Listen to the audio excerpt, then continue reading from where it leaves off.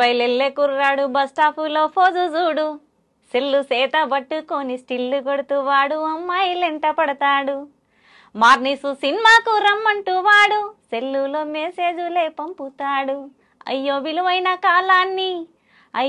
విలువైన కాలాన్ని వెలిగించే చదువునే గంగాలో కలుపుతున్నాడు.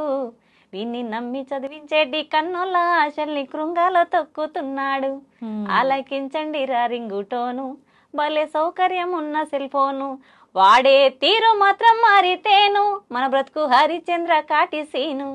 ఆలకించండి రా రింగుటోను, భలే సౌకర్యం ఉన్న సెల్ ఫోను.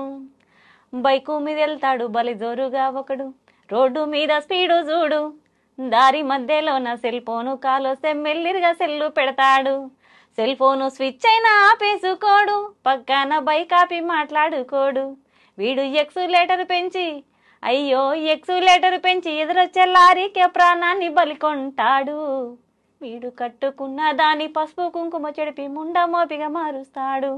ఆలకించండి రా రింగుటోను, భలే సౌకర్యం ఉన్న సెల్ ఫోను. ఈ సెల్ ఫోను పుణ్యాన యువతరంలో నడత పెడదారి పట్టిపోతుంది. బాతురూములోన వీడియో సెల్లుతో ఫోటోలనే తీస్తుంది. ఆడోళ్ళ మాన మర్యాదలు తీసి ఆత్మహత్యలకు పరిగొల్పుతోంది. అయ్యో దూరాల్ని తగ్గించి చిటికేల్లో కబురంపే సాధనమురా సెల్లు ఫోను. విపరీతాలకు దారి తీసేటి మనసును అదుపులో పెట్టుకుంటేను.